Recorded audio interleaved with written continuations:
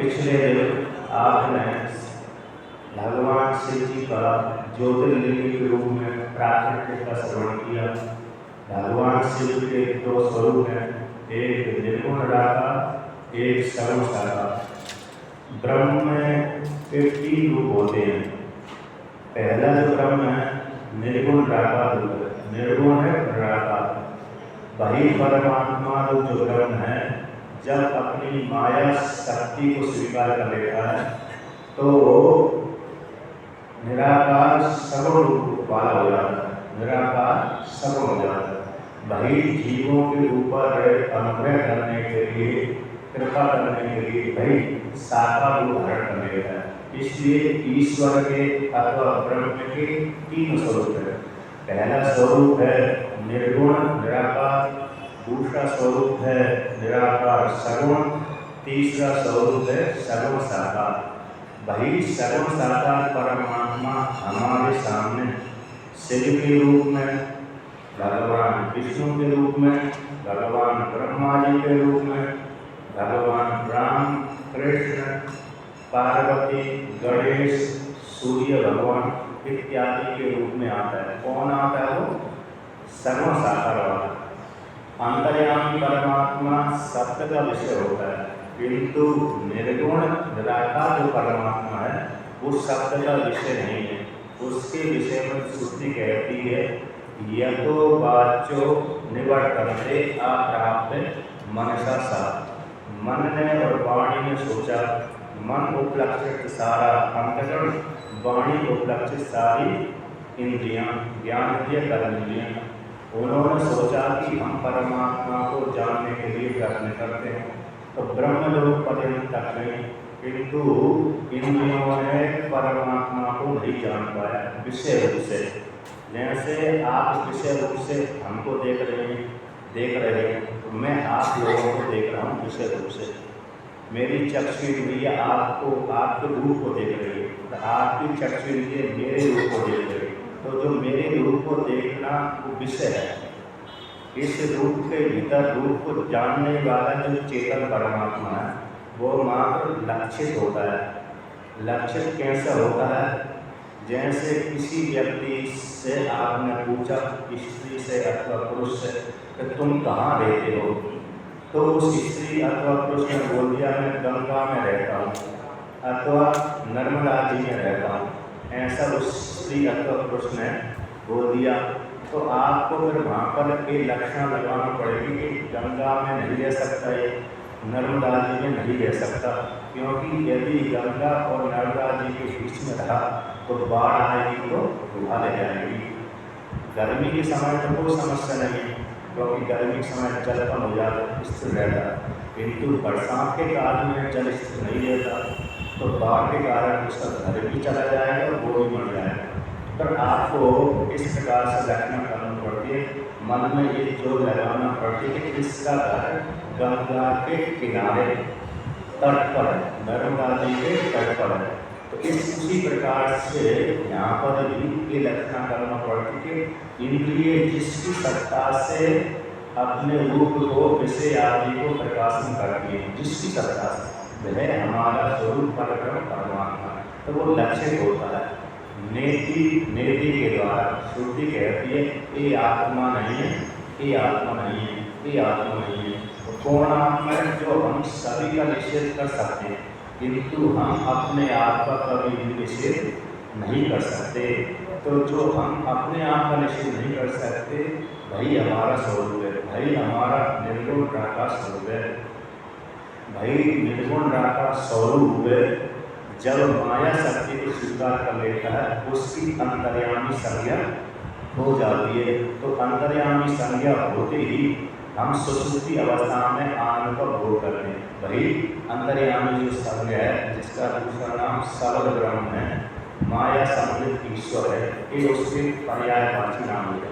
भगवान सबल ब्रह्म अंतर्यामी ईश्वर, ये कहीं उसके नाम है जानने के लिए। तो सुषुप्ति में जब हम गहरी निद्रा में सो जाते हैं तब हम उसी सबल ब्रह्म से हो जाते हैं। वहाँ पर हम अपने पराये का भेद नहीं लेता। मेरी माता कौन है, पिता कौन है, भाई कौन है, बहन कौन है, पति कौन है, पत्नी कौन है, ये किसी का ही बोल नहीं लेता। वहाँ पर मात्र मैं हूँ इतना ही मात्र भान होता है। वहाँ पर एक दो प्रकार से समझाया जाता है सुसुप्ति अवस्था में। एक तो अपने से भिन्न दूसरा नहीं रहता, एक इस प्रकार से जानते हैं परमात्मा जीवात्मा का एक हो जाता है।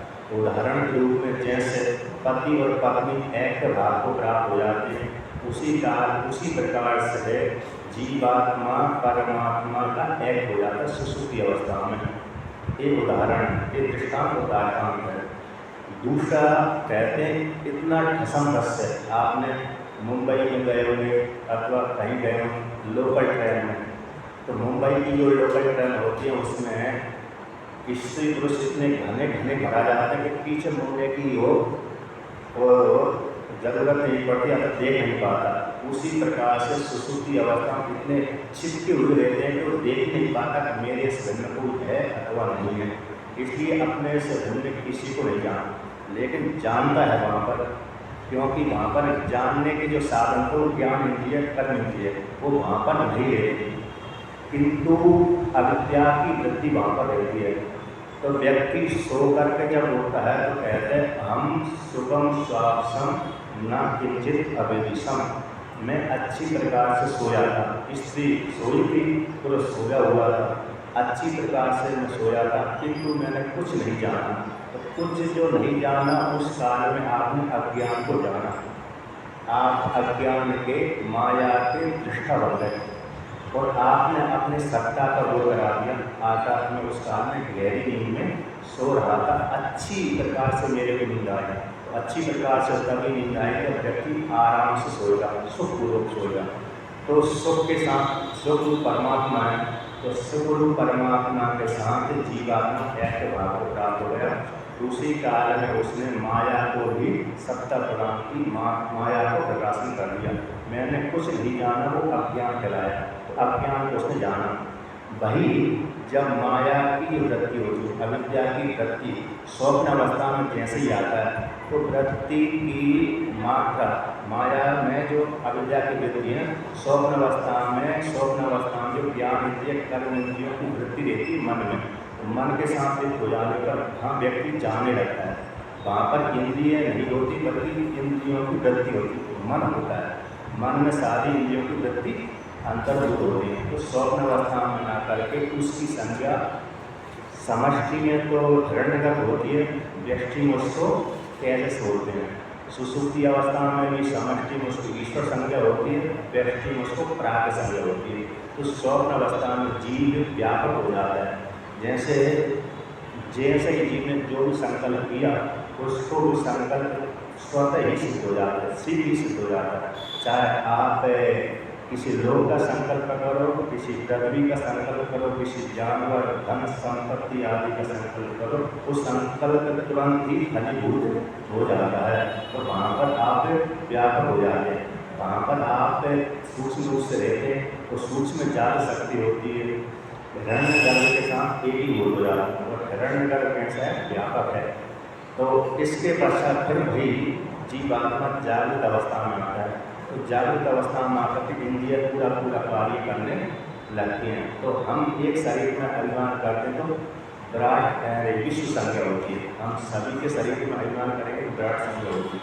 तो परीक्षण होकर के हम तो थोड़ा ही भोग हो सकते हैं, अपरिक्षण होकर के हम सभी शरीरों में बैठ कर भोग हो सकते हैं।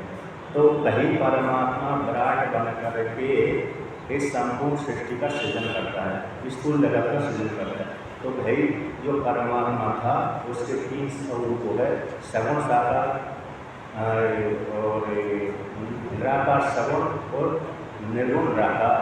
तो ये तीनों उसी का विराट संज्ञा, हिरण्यगर्भ संज्ञा, ईश्वर संज्ञा। फिर वही गुणों को लेकर के विराट के एक पक्ष में विराट के ही 3 भाग होते हैं, ब्रह्मा विष्णु और रुद्र एक पक्ष में। अतः विराट के अवयव विशेष हैं। आपने गीता में भगवान कृष्ण भगवान ने विराट का रूप दर्शन कराया, उसी विराट रूप कृष्ण भगवान के 3 रूप हो गए। एक तो गए ब्रह्मा बन गए, दूसरे विष्णु बन गए, तीसरे रुद्र बन गए।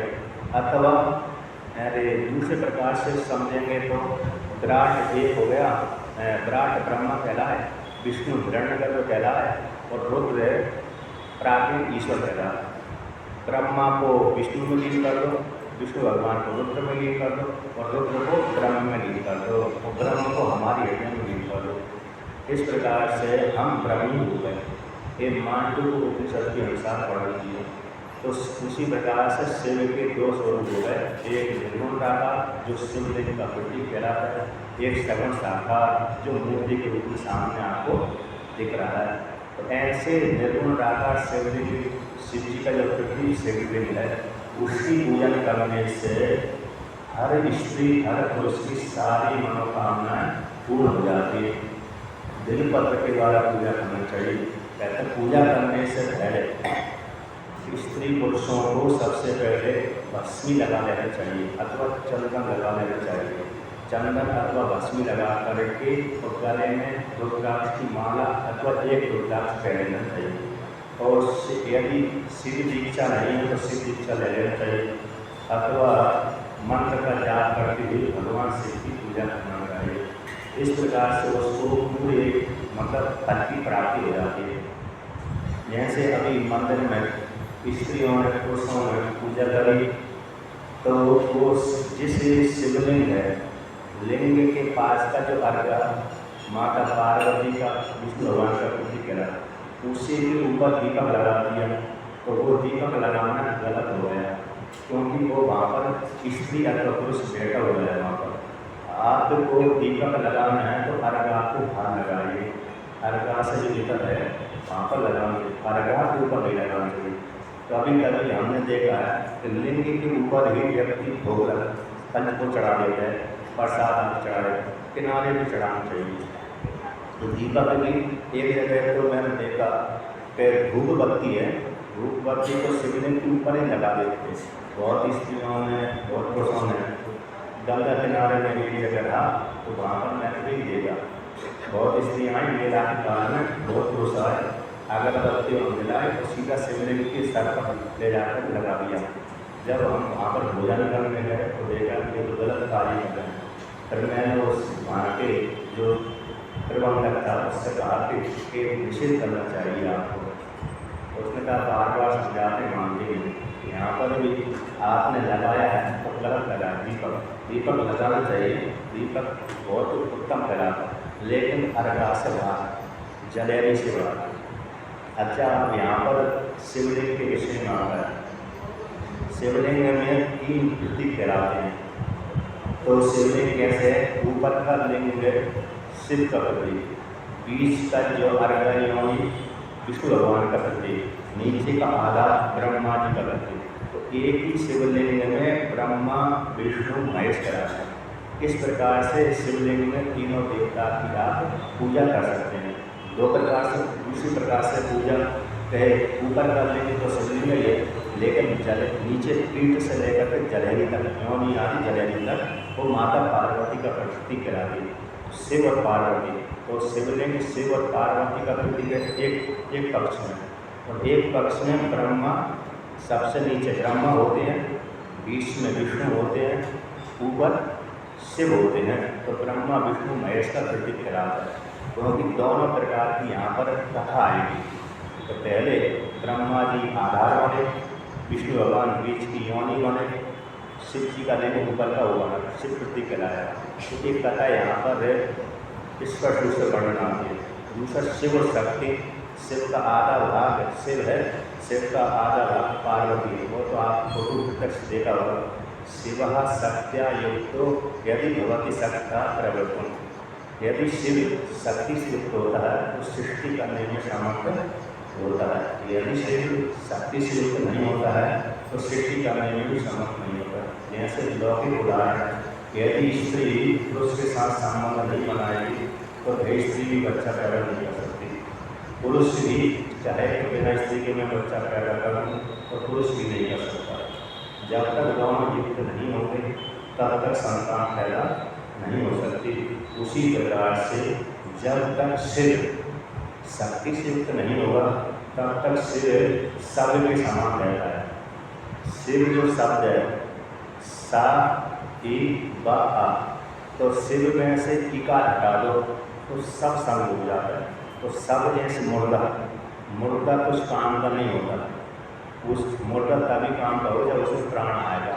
तो प्राण कौन हो गए, शक्ति कौन हो गए, इकार जो मात्रा शक्ति का प्रतीक होती है। जब शिव शक्ति से युक्त होता है तब शिव सृष्टि करने में समर्थ होता है। यद्यपि सृष्टि माया को लेकर शिव ही करता है, किंतु बिना माया के नहीं कर सकता। शिव जब सब कहलाएगा तब तक सृष्टि करने में समर्थ नहीं होगा। अतः उस कारण है निर्गुण निराकार है। निर्गुण निराकार के लिए सृष्टि करने के लिए उसकी माया शक्ति आवश्यक है। तो माया शक्ति को लेकर के सृष्टि करता है।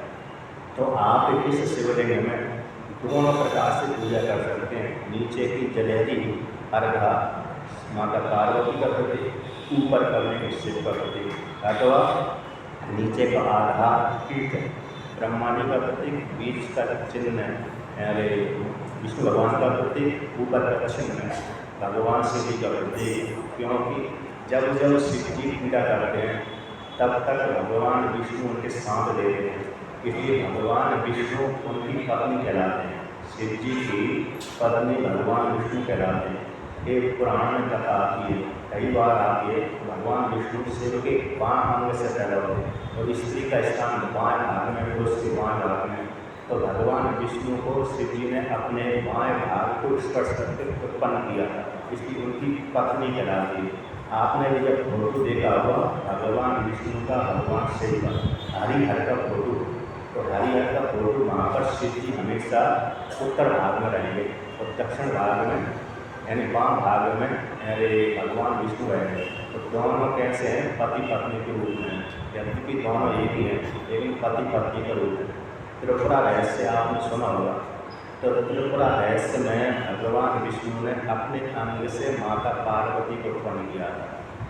त्रिपुरा रहस्य की कथा था। वही माता पार्वती फिर शिव जी की पत्नी बनी और शिव जी ने अपने अंग से सरस्वती को पैदा किया था। तो वह सरस्वती ब्रह्मा जी की पत्नी बनी। ब्रह्मा जी ने अपने अंग से लक्ष्मी को पैदा किया, लक्ष्मी भगवान विष्णु की पत्नी बने।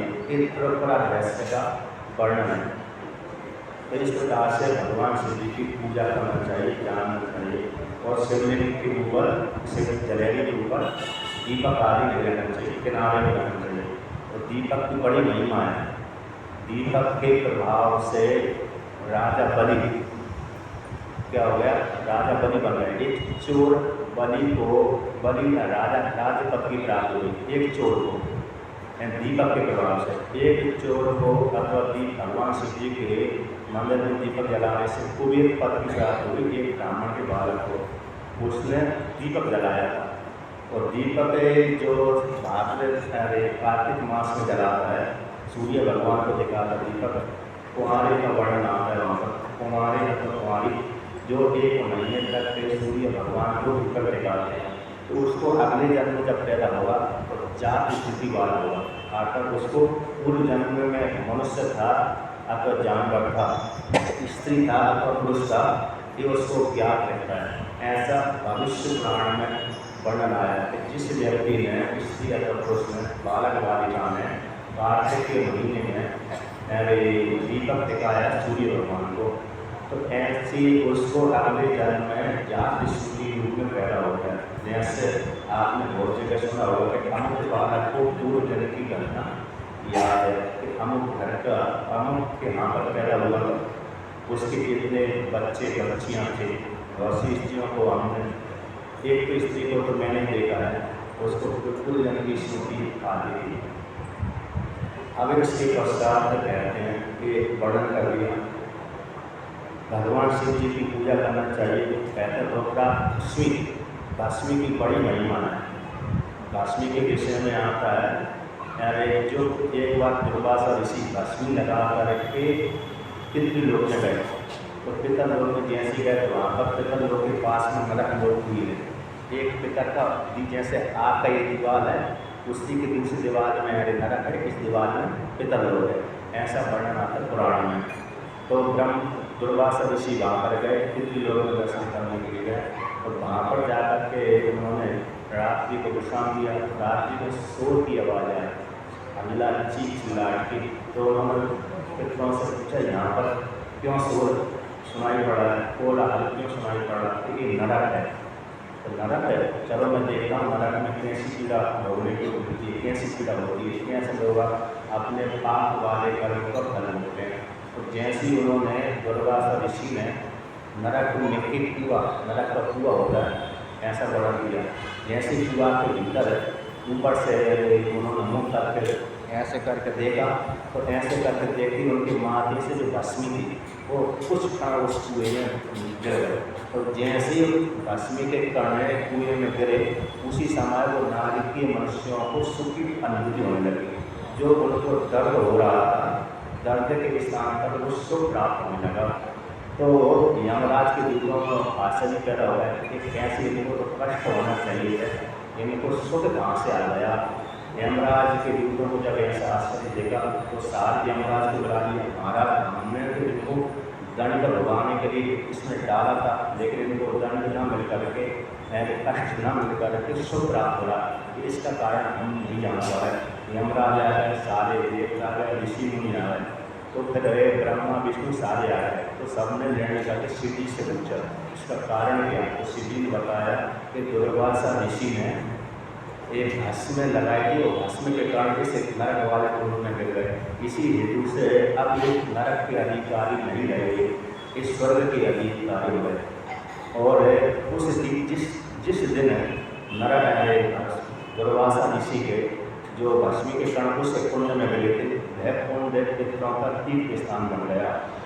तब से भगवान धर्मराज ने, यमराज ने प्रतिबंधक लगा दिया, यहाँ पर कोई भी भस्मधारी नहीं आ सकता। ऐसे आपने देखा होगा कि इस क्षेत्र में आना प्रतिबंधक है, लिखा रहता है। उसी प्रकार से यमराज ने भी, धर्मराज ने प्रतिबंधक लगा दिया कि भस्मधारी कोई भी व्यक्ति हो इस क्षेत्र के भीतर नहीं आ सकता। यदि आ गया, सही होगा, स्थिरक्रम कर गया भस्मी का, तो फिर वो भी तीर्थ बन जाएगा। तो नार के जो जीवों को कष्ट भोगना है वो नहीं मिल पाएगा। तो ये भस्मी की महिमा आगे भी बढ़ना है कि ये सामान उसे बड़ा कर दिया। अब रुद्राक्ष की महिमा कहते हैं, तो कोई एक गर्दभ, एक व्यापारी था, विंध्याचल पर्वत पर गर्दभ को ऊपर रुद्राक्ष को ले जा करके एक देश से दूसरे देश ले जा रहा था, एक गांव से दूसरे गांव में। अब वो गर्दभ के ऊपर उसने इतना भार कर दिया कि वो चलते चलते ही मर गया। अब गर्दभ तो पाप योनि थी, तो जैसे ही मरा तो उसके ऊपर रुद्राक्ष पड़ा हुआ था वजन के रूप में। तो जैसे ही वो मर गया, मरते समय यमराज के दूत आए उसको लेने के लिए। उसी काल में शिव जी के दूत आ गए। तो शिव जी के दूत ने कहा कि तुम इसको नहीं ले जा सकते, इस जीव को नहीं ले जा सकते, ये जीव हमारे लोग का अधिकारी है। उन्होंने कहा इस कारण से ये तुम लोग, तुम्हारे लोग हैं, शिव लोग का अधिकारी है, नरक लोग का अधिकारी क्यों नहीं? क्योंकि शिव जी के गणों ने कहा कि जिस काल में मरा था उस काल में इसके शरीर के ऊपर रुद्राक्ष रखा हुआ था। इस हेतु से अब ये नरक का अधिकारी न होकर के शिव लोक का अधिकारी है। इसलिए तो रुद्राक्ष की इतनी बड़ी महिमा, यदि मरते काल में भी किसी के उसके गले में रुद्राक्ष है, तो वह मरने के पश्चात उस रुद्राक्ष के पहनने मात्र से, धारण मात्र से शिवलोक रूप फल की प्राप्ति हो जाएगी। अब जो रुद्राक्ष है, भगवान ने शिव जी के रुद्र के नेत्र से उत्पन्न किया। किसी काल विशेष में जीव को कल्याण करने के लिए भगवान शिव जी ने मंदराचल पर्वत पर तपस्या करी। तपस्या करते करते करते कई वर्ष व्यतीत हुए। उनकी नेत्र से, आँख से, नेत्र से अश्रु के बिंदु जमीन पर गिरे। तो जैसे जमीन पर गिरे, भूमि पर गिरे, तो वहाँ पर वो बिंदु ही वृक्ष का रूप धारण कर दिया। तो वृक्ष का रूप धारण करके वृक्ष बन गए। तो उसमें से फल पैदा होने लगे। फल निकले, वही फल पहले रुद्राक्ष करा। रुद्र के अच्छे इंद्रियों से, नेत्र से उत्पन्न होने के कारण उस फल का नाम रुद्राक्ष पड़ गया। तो रुद्राक्ष एक मुखी से लेकर के 14 मुखी तक होते हैं। तो यहाँ पर वर्णन करते हैं कि एक मुखी का क्या फल है, 2 मुखी का क्या फल है, 3 मुखी का क्या फल है। तो सामान्य जानकारी के लिए यहाँ पर वर्णन करते हैं। एकवक्त्रः शिवः साक्षात् मुक्ति मुक्ति फलप्रदः तस्य दर्शनमात्रेण ब्रह्मत्यां व्यबोधति। तो कहते हैं एक मुखी जो रुद्राक्ष है, ये भगवान साक्षात शिव का रूप ही है, पृथ्वी के शिव का स्वरूप ही है। ये एक मुखी रुद्राक्ष भोग को भी देने वाला है और मोक्ष फल को भी देने वाला है। इसके दर्शन मात्र से, एक मुखी के रुद्राक्ष के दर्शन मात्र से ही ब्रह्म हत्या का नाश हो जाता है। कितनी बड़ी महिमा है और इसका विशेष महिमा यहाँ पर तो आई है। उपनिषद ने विशेष रूप से वर्णन किया है। जाबालोपनिषद, एक जवाला नाम की एक स्त्री थी, उसका पुत्र हुआ जाबाली। उसने अपने पुत्री के माध्यम से उसने दुर्गा की महिमा, लक्ष्मी की महिमा कराई, तो उसका नाम उपनिषद हो गया जाबालोपनिषद। वो सत्यकाम उसका नाम था, जवाला नाम की स्त्री से पैदा हुआ, इसलिए उसका नाम पड़ गया सत्यकाम जवाल। छांदोपनिषद में इसका कथा आती है और एक जाबालोपनिषद नाम से श्रवणोपनिषद है। उसी के नाम से मध्य प्रदेश का एक जिले का नाम है जबलपुर, और वहीं पर जबलपुर ही किसी काल विशेष में जाबाली ब्रह्म के नाम से ख्याति को प्राप्त हुआ था। अर्थात सत्यकाम जाबाल ने वहाँ पर बैठ करके गुरुकुल चलाते थे। तो गुरुकुल छोटा मोटा खाने का 10,000 20,000 विद्यार्थियों का था। अब 10,000 20,000 विद्यार्थियों वाला जो गुरुकुल होगा और 20,000 विद्यार्थी 1 किलोमीटर 2 किलोमीटर ना तो नहीं रहेंगे, 10 20 25 30 किलोमीटर में फैल जाएंगे। तो लगा था 10 20 से 1000 विद्यार्थी को पढ़ाने के लिए भी कम से कम 1000 तो आचार्य चाहिए।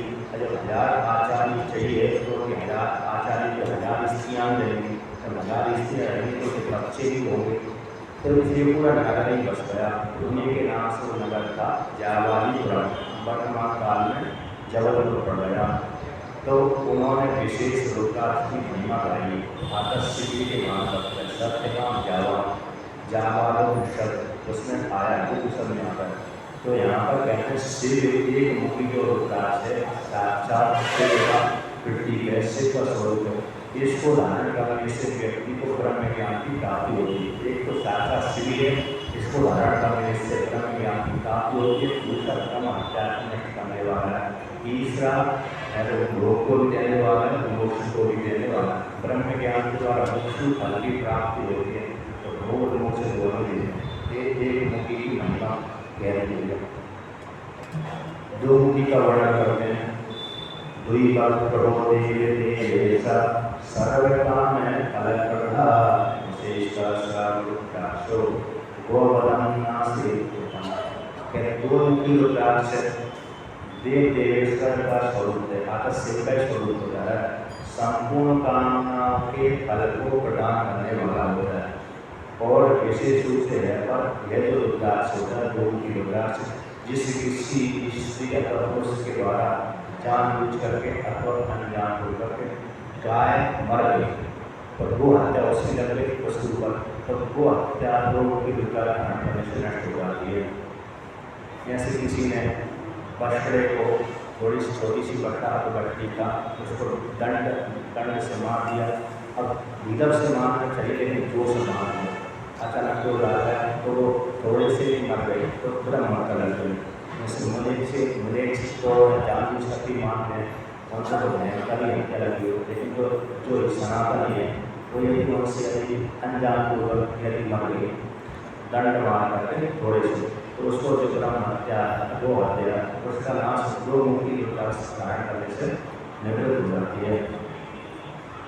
अब इसके पश्चात कहते हैं दूसरा दो मुखी रुद्राक्ष अर्धनारीश्वर का प्रतीक होता है।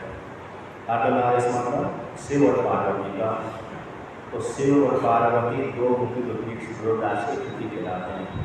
अब तीन मुखी रुद्राक्ष को कहते हैं त्रिगत्रोहि रुद्राक्ष साक्षात साधवतः सदा तदप्रभावः भवेदि जय विद्या सर्वप्रतिष्ठिता। कहते हैं तीनों की रुद्राक्ष साधन को सिद्ध करने वाला होता है। वो सारी विद्या को देने वाला होता है, ब्रह्म विद्या आदि को देने वाला होता है, सारी विद्या को देने वाला होता है। और दूसरी प्रकार से इसका अर्थ है कि तीन मुखी रुद्राक्ष सूर्य, चंद्रमा, अग्नि का प्रतीक होता है। इंगला, पिंगला, सुषुम्ना तीन नाड़ियों का प्रतीक होता है। ऋग्वेद, यजुर्वेद, सामवेद तीन वेदों का प्रतीक होता है। ये तीन मुखी रुद्राक्ष है। और और भी प्रकार मतलब ब्रह्मा, विष्णु, रुद्र ये तीन त्रिदेवों का भी तीन मुखी प्रतीक होता है।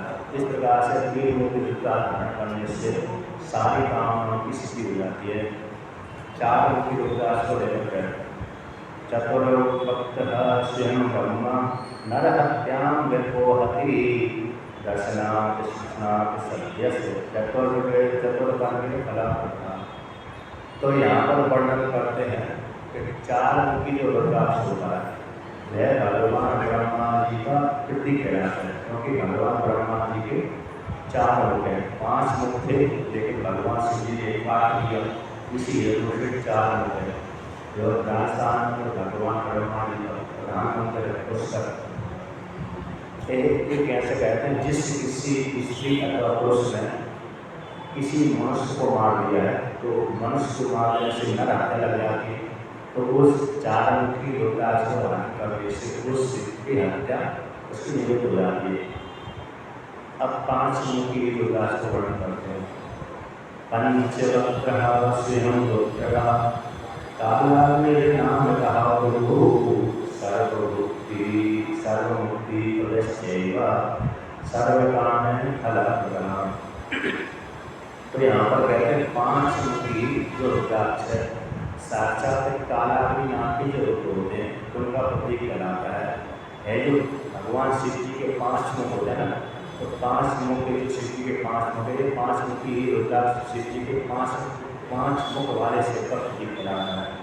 तो ये 5 मुख वाले रुद्राक्ष ध्यान से सारी कामना को सर्वमुक्ति प्रदर्शन मुक्ति को देने वाला। चारों प्रकार की जो मुक्ति होती है, सालोक, सामीप, सारूप, सायुज, ये 4 प्रकार की मुक्ति होती है। ये चारों प्रकार की मुक्ति देने वाला होता है और संपूर्ण कामनाओं के फल को प्रदान करने वाला होता है। और यहाँ पर कहते हैं अगम्य गमन, जिसके साथ गमन नहीं करना चाहिए किसी पुरुष ने, उसके साथ गमन कर लिया, उससे जो दोष बना इसकी धारण करने से निवृत्त हो जाता है। और एक अलग से लक्षण जो नहीं खाना चाहिए वो खा लिया, उससे एक पाप बढ़ गया, उस पाप की निवृत्ति इस रुद्राक्ष के धारण करने से निवृत्त हो जाती है। और भी छोटे छोटे तो पापों के विषय में तो कहना ही क्या। अक्षयमुखी को लेकर कहते हैं षड्वक्त्रः कार्तिकेयस्तु धारणा दक्षिणे मुझे ब्रह्मत्यादि पापे मुच्यते नात्र संशयः। कहते 6 मुखी जो रुद्राक्ष होता है भगवान कार्तिक का प्रतीक कहलाता है। इसको दाहिनी भुजा पर धारण करना चाहिए। ये रुद्राक्ष से किस फल को देने वाला होगा, किस पाप को दूर करने वाला होगा, तो कहते हैं ब्रह्म हत्या। तो ब्रह्म हत्या मतलब ब्राह्मण की हत्या। ब्राह्मण की हत्या मानने मात्र से ब्राह्मण की हत्या भी अकेली ब्रह्म हत्या नहीं कहलाती। हमने किसी ब्राह्मण को मार दिया जान से उतनी ब्रह्म हत्या कहलाती, ऐसी बात नहीं। हमने किसी श्रेष्ठ ब्राह्मण का अपमान कर दिया, जो श्रेष्ठ ब्राह्मण है, पूजित है, साधु आदमी है, उसको अपमान कर दिया, तो वो अपमान करने से भी ब्रह्म हत्या के बराबर पाप लगता है। ऐसी पाप है जो ब्रह्म हत्या लगी, ऐसे पाप को निजत कर देता है। वहाँ पर आया वाल्मीकि रामायण में, जब राम जी का समय आया जाने का, उस साल में राम जी के पास में काल भगवान आए। काल ने कहा महाराज मैं आपसे वार्तालाप करना चाहता हूँ। ठीक है, किंतु मैं वार्तालाप आपको एकांत में आपके साथ एकांत में करना चाहता हूँ। तो ठीक है, किंतु हमारे वार्तालाप को कोई सुन न सके ऐसी व्यवस्था आप करना चाहिए, और यदि कोई सुन ले उसको आप मृत्यु दंड देंगे। एक प्रतिक्रिया कभी वार्तालाप करें। राम जी ने कहा ठीक है, कौन है मेरी आज्ञा को उल्लंघन करेगा। तो उन्होंने कहा ठीक है, प्रचार कर दिया। हम तो ये ब्राह्मण देवता है, इनकी वार्ता को जो भी व्यक्ति सुनेगा उसको मैं मृत्युदंड दूंगा। तब दोनों उसको भगवान राम को विश्वास मात्र विशेष रूप से लक्ष्मण जी की पड़ा कि लक्ष्मण जी कुछ भी हो जाए मेरी आज्ञा को उल्लंघन नहीं कर सकते। भरत जी उल्लंघन कर सकते हैं, शत्रुघ्न में उल्लंघन कर सकते हैं, किंतु लक्ष्मण उल्लंघन नहीं कर सकते, क्योंकि उन्होंने परीक्षा कहाँ किया, सीता जी को त्याग करने में। राम जी ने विचार किया यदि भरत से बोलता हूँ सीता जी को जंगल में छोड़ जाऊँ, सीता को भरत निषेध कर देंगे, उनको नहीं भेजा। शत्रुघ्न को विचार किया कि इसको सीता को जंगल में छोड़ जाओ, तो शत्रुघ्न के ऊपर भी उन्होंने कहा कि भी नहीं जाएगा। लक्ष्मण को भेजा कि ये मेरी आज्ञा का पालन करेंगे, तो लक्ष्मण जी उनको सीता जी को उनके वाल्मीकि मुनि के आश्रम में छोड़ जाए। उसी प्रकार से यहाँ पर देखा कि जब लक्ष्मण जी को दरबार का नियुक्त कर दिया था कि जो कोई भी हमारी वार्ता को सुन लेगा हम दोनों सजा को मैं उसको मृत्युदंड दूंगा, इस हेतु से तुम इस दरवाजे का रक्षा पहरा दो, जब तक हमारी पूरी बात समाप्त न हो जाए तब तक किसी को अंदर मत आने देना। ऐसी लक्ष्मण जी को आज्ञा देकर के वहाँ पर खड़े हो गए। अब वे संयोगवश से ईश्वर की प्रेरणा से जो दुर्वासा ऋषि उसी काम में आए। दुर्वासा ऋषि ने कहा, लक्ष्मण जी से कहा कि राम जी कहाँ हैं, तो राम जी कहाँ हैं, ऐसा दुर्वासा ऋषि ने लक्ष्मण जी से पूछा। तो लक्ष्मण जी ने कहा कि अभी वार्तालाप कर रहे हैं, तो अभी आप प्रतीक्षा कभी बैठ जाइए। तो दुर्वासा ऋषि का मैं प्रतीक्षा नहीं कर सकता, अगर मेरे को राम जी से अभी मिलना है तो इसको उपदेश करना है मेरे को, तो उपदेश करके मेरे को चले जाना है, मेरे को पास में समय नहीं हो, इसलिए जाओ शीघ्र राम जी से कहो दुर्वासा ऋषि आए वो तुम्हारे दर्शन करना चाहते हैं। तो लक्ष्मण जी का महाराज भगवान ने ऐसी आज्ञा दे दी, कोई अभी उनके साथ वार्तालाप कर रहा है, जब तक वार्तालाप पूरी नहीं हो सकती तब तक उनके भीतर उनके पास में कोई भी नहीं जा सकता। यदि कोई जाएगा तो वो अरे मृत्युदंड बोलेंगे, इसलिए मैं आपको नहीं जाने दे सकता और दूसरे किसी को भी जाने नहीं दे सकता।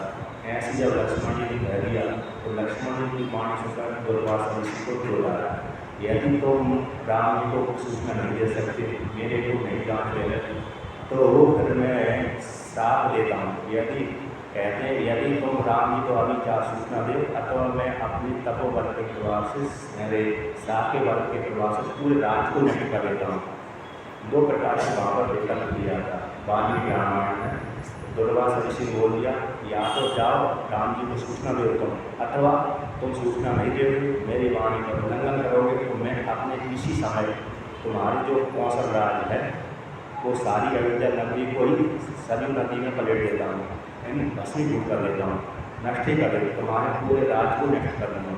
लक्ष्मण जी के पास संकट आया, हम संकट यदि वहाँ जाता हूँ राम जी के पास में तो मृत्यु करते हुए प्राप्त होगी, यदि इनकी आज्ञा को उल्लंघन करता हूँ दुर्वासा ऋषि का तो ये पूरे राज्य को नष्ट कर देंगे, क्योंकि दुर्वासा ऋषि शिव जी को अवतार कराते हैं। तो तभी दोनों प्रकार से हानि है, इधर भी हुआ उधर भी खाए, उधर भी जाएंगे तब भी मरेंगे, इधर भी नहीं जाएंगे तब भी मरेंगे। तो उसने सोची, लक्ष्मण जी ने सोची एक को मरना ठीक होता है किंतु सभी को बचाना अच्छा, सभी के बचाने के प्रति एक को मरना ठीक होता है। चलो मैं ही अपनी अरे मरने के लिए चल देता हूँ, अपना ही शरीर त्याग देता हूँ, अपने ही को दे देता हूँ, क्या देता हूँ, अपना ही त्याग कर देता हूँ अपने लिए परोपकार के लिए, परोपकार के लिए दूसरे की रक्षा करने के लिए अपने शरीर का बलिदान दे देता हूँ। ऐसा जान करके लक्ष्मण जी राम जी के पास में जहाँ पर गुप्त वार्ता चल रही थी वहाँ पर जा करके उन्होंने राम जी से सूचना दे दी। जैसे लक्ष्मण जी गए उस काल में काल भगवान देवता बनकर के प्रकट हुआ था, यानी अंदर वार्तालाप जब कर रहा था आया था तब तो वह ब्राह्मण के रूप में आया था।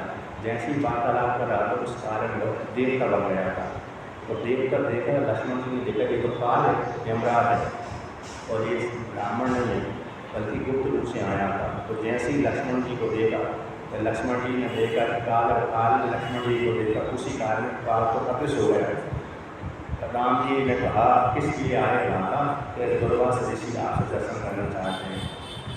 ठीक है ये दीजिए। दुर्वासा ऋषि को बुलाया, बुलाने के पश्चात है दुर्वासा ऋषि ने ज्ञान आदि को उपदेश दिया और उपदेश देकर चले गए। अब राम जी को चिंता हो गई, मैंने प्रतिक्रिया करी थी कि जो कोई भी हमारी वार्ता को श्रवण करेगा, देखेगा, बाटा को सुन लेगा उसको मैं मृत्युदंड दूंगा। अब लक्ष्मण जी ने एक उल्लंघन किया तो इनको मैं मृत्युदंड दूँ तो दूँ तो कैसे दूँ?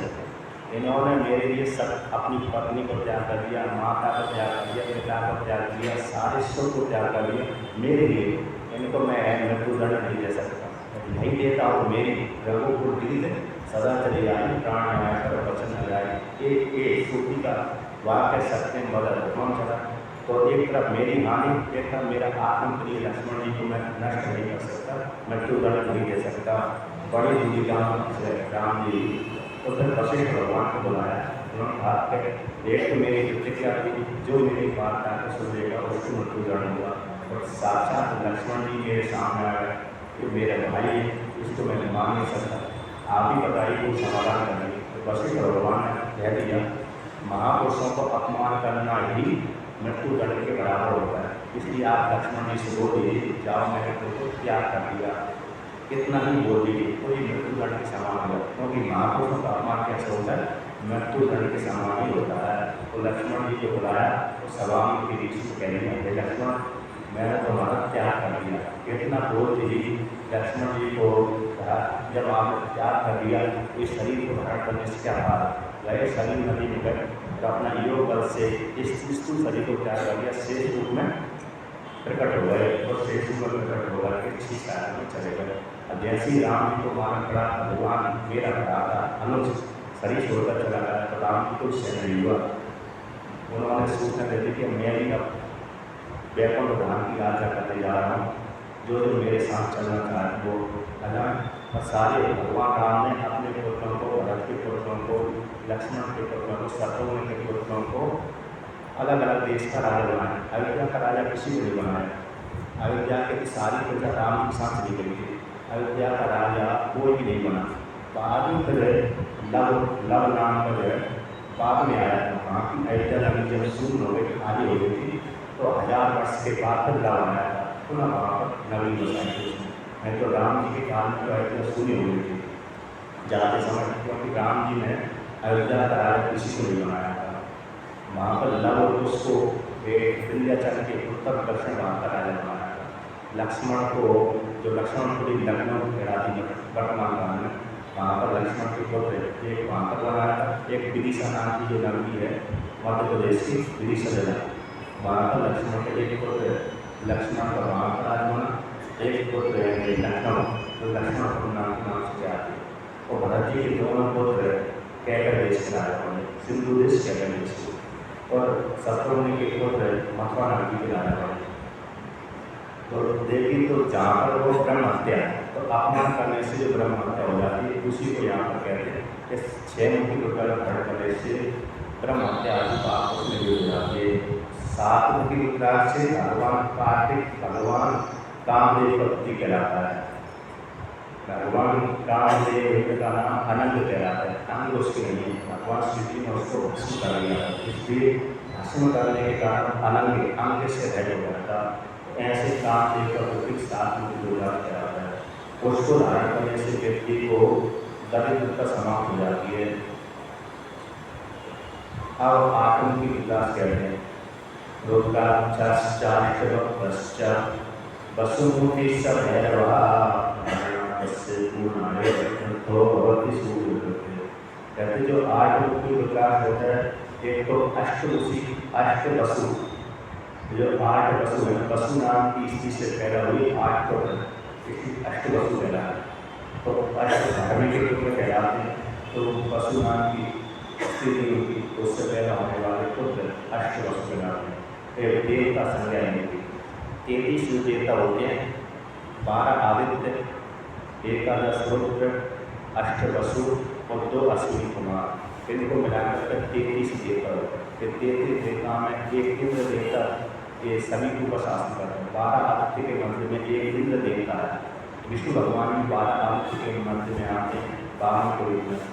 अदिति के पुत्र आदित्य कहलाते हैं। तो इंद्र देवता जो अदिति का पुत्र आदित्य है, तो वो इंद्र देवता सभी तीनों लोगों को प्रशासन करता है।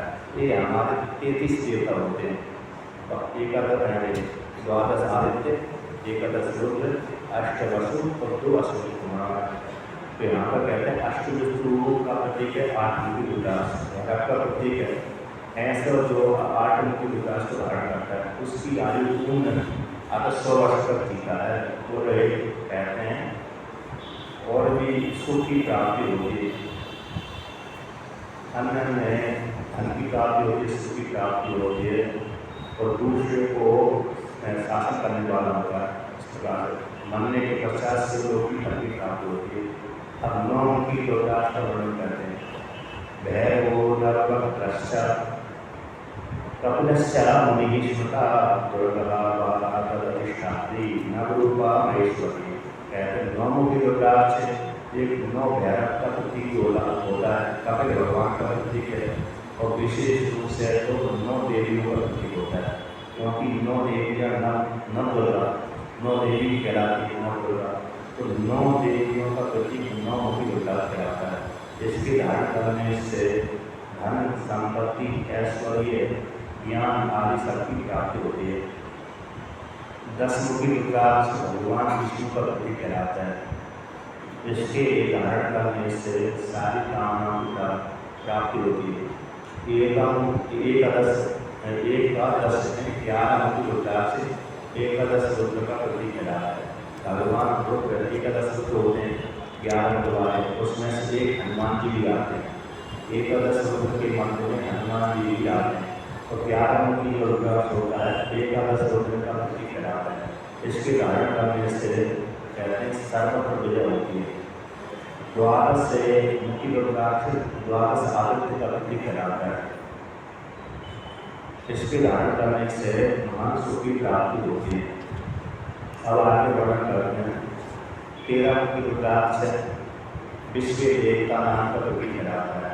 इसके धारण करने से मंगल ही मंगल होता रहता है। और चतुर्दश नाम का रुद्राक्ष है, 14 मुख वाला रुद्राक्ष है, ये शिव का प्रतीक कहलाता है। ये सारे पापों को नष्ट करता है। कहते हैं चतुर्मुखी रुद्राक्ष से माटी का धारण करना चाहिए। अब यहाँ पर कहते हैं जो 1 से लेकर 14 मुखी रुद्राक्ष हैं उनको धारण करने के मंत्र होते हैं, तो इस मंत्र को पढ़कर लोगों को धारण करना चाहिए। अथवा जिसको मंत्र याद नहीं है तो उसके लिए नमः शिवाय अथवा शिवाय नमः अथवा ओम नमः शिवाय इस मंत्र को धारण करें। क्योंकि यहाँ पर इस प्रकार से 14 मुखी रुद्राक्ष 1 से लेकर 14 मुखी रुद्राक्ष के 14 मंत्र दिए। ओम ह्रीं नमः पहला रुद्राक्ष धारण करने का मंत्र है। ओम नमः दूसरा है, ओम ह्रीं नमः तीसरा, ओम ह्रीं नमः चौथा, ओम ह्रीं नमः पांचवा, ओम ह्रीं नमः छठा, ओम ह्रीं नमः सातवा, ओम ह्रीं नमः आठवा, ओम ह्रीं नमः नवा, ओम ह्रीं नमः दसवा, ओम ह्रीं नमः 11वां, ओम ह्रौं छौं छौं नमः 12वां, ओम ह्रीं नमः 13वां, ओम नमः 14वां। ये 14 मंत्र होते हैं। 14 मंत्र एक मंत्र एक प्रकार से प्रतीक कहलाते हैं, धारण करने के लिए मंत्र आते हैं। इस प्रकार से धारण करने से व्यक्ति को क्या करते हैं कि नरक आदि फल की प्राप्ति होती है, लक्ष्य रक्षा हो जाती है, पुण्य को देने वाला होता है और मरने के बाद मोक्ष फल को देने वाला होता है। इस प्रकार से भगवान शिव जी के प्रतीक है। मरने के बाद शिव लोक की प्राप्ति होती है। रुद्राक्ष धारण करने से, भस्म धारण करने से और शिव जी की पूजा करने से, बेलपत्र के द्वारा पूजा करने से साधक को अंत में ज्ञान की प्राप्ति हो जाती है, मोक्ष फल की प्राप्ति हो जाती है। यदि ज्ञान नहीं हो पाया तो शिवलोक की प्राप्ति और सामने के साधु को ही प्राप्त हो जाते हैं। ज्ञान के लिए तो ज्ञान प्राप्त हो जाता है। अब इसके पश्चात विद्वेश्वर संहिता के बाद लोग संहिता का वर्णन करते हैं। तो यहाँ पर कहते हैं विश्वोद्भव स्थिति लयाति सुहेतुरेकम् गौरीपतिं वेद तत्त्वमनन्ते कीर्तिम् माया स्वयं विगते मायं चिन्त्यरूपम् बोधस्वरूपम् अमलं हि शिवं नमामि। तो यहाँ पर सूत जी सोनाकादीश्वर कहते हैं उपदेश करके कथा सुनाते हैं। कथा सुनाने से पहले मंत्र स्मरण करते हैं। कि ऐसे जो भगवान शिव हैं विश्व की उत्पत्ति करते हैं, विश्व का पालन करते हैं, विश्व का संहार करते हैं। आदत विश्व की उत्पत्ति की स्थिति और लय आदि में जो हेतु के कारण परमात्मा है, ऐसे जो गौरी के पति हैं, ऐसे विदित तत्व हैं, आत्मज्ञान स्वरूप हैं, तत्व के और अनंत की कीर्ति वाले, इनकी जो कीर्ति भगवान शिव जी की कीर्ति ऐसी अनंत है। शिव महिमा स्त्रोत्र में आपने सुना होगा, कथि कस्य विषय, भगवान शिव की स्तुति करने के लिए आदि एकत्रित हुए थे। तो वहाँ पर प्रश्न करते हैं कि क्या ब्रह्मा आदि की स्तुति करते हैं, महिमा देव परम पुरुषो यदि सदृशी चतुर्थ ब्रह्मा देव अमृत असरना गुण में। तो ब्रह्मा आदि की जब स्तुति करते हैं तो जैसे अज्ञानी व्यक्ति आपकी स्तुति आपके योग नहीं कर पाता, क्योंकि आपके गुण कैसे अपरंपार है। उसी प्रकार से ब्रह्मा आदि आपकी स्तुति जब करते हैं तो पहले आपके अनुरूप नहीं कर पाते, क्यों आप इतने ही गुण वाले हैं ऐसा नहीं कह सकते। यदि इतने गुण वाले हैं तो आप ब्रह्मा ने आपको ना लिया है ना, कलुषित कर दिया, लेकिन ब्रह्म और किंतु आपका संज्ञा अनंत, आपका नाम अनंत गुण वाले, अनंत गुण वाले होने के कारण ब्रह्मा आदि भी आपकी स्तुति आपके शब्द नहीं कर पाते। किंतु फिर भी व्यक्ति जब आप स्तुति नहीं कर सकते तो आप स्तुति के विषय नहीं हो सकते, तो नहीं आप इस जीवों को कल्याण करने के लिए समस्या को ग्रहण करते हैं। फिर भी व्यक्ति अपनी इच्छा के अनुसार स्तुति करता है। तो एक न्याय आता, जैसे नवा पतंती आत्मसमम पतंतियाँ, आकाश में पक्षी अपनी सामर्थ्य ऊपर उड़ता है। जिस जैसे कौवे में सामर्थ्य कम है, गोरैया नाम की पक्षी में कम लेती है, उससे ज़्यादा शक्ति तोता में रहता है, उससे ज़्यादा शक्ति चील आदि में रहती है, किंतु हंस में सबसे ज़्यादा शक्ति रहती है। तो जैसा जैसा पक्षी होता है उसमें आकाश में उड़ने की शक्ति भी उसी प्रकार से होती है।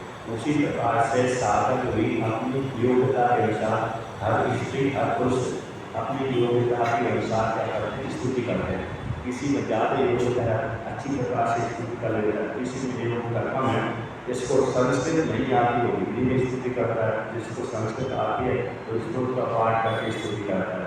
किंतु वो करते जरूर है, स्तुति को करते हैं। तो कहते भगवान जैसे आप उनके स्तुति करने में दोष नहीं निकालते, उसी प्रकार से मेरी स्तुति में आप दोष नहीं निकाल सकते। मैं भी अपनी सामर्थ्य के अनुसार स्तुति करता हूँ। तो भगवान शिव जी कैसे, कुछ भगवान शिव जी के जो भक्त हैं वो कुछ न कुछ गुणों को लेकर स्तुति करते हैं। कहते कि उनकी स्तुति पूरी नहीं कर सकता, पूरी गा नहीं सकता, क्योंकि अनंत है। तो अनंत कीर्ति वाले ऐसे शिव हैं।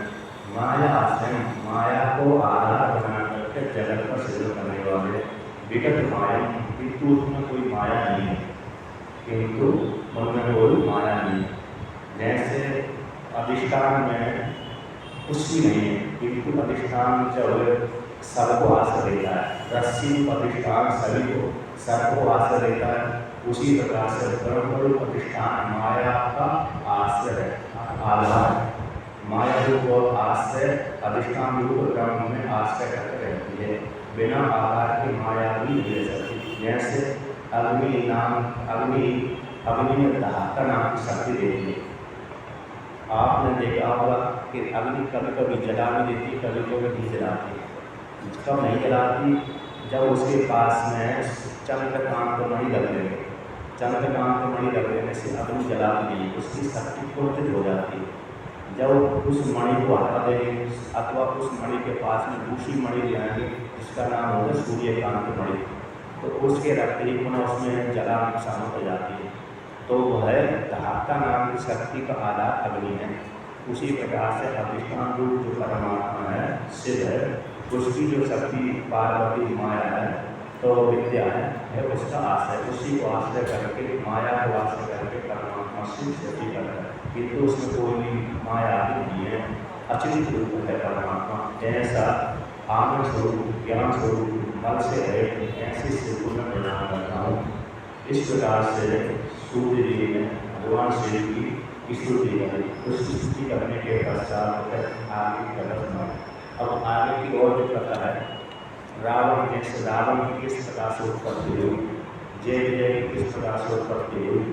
तो भागवत में तो भगवान विष्णु भगवान के पास थे जय विजय, वही हिरण्यकशिपु को हिरण्याक्ष बने, फिर रावण को विकर्ण बने, फिर शिशुपाल और दंतवक्र बने। द्वापर युग में शिशुपाल दंतवक्र बने, भाई जय विजय, और भाई जय विजय रावण को विकर्ण बने, भाई जय विजय हिरण्यकशिपु को हिरण्याक्ष बने।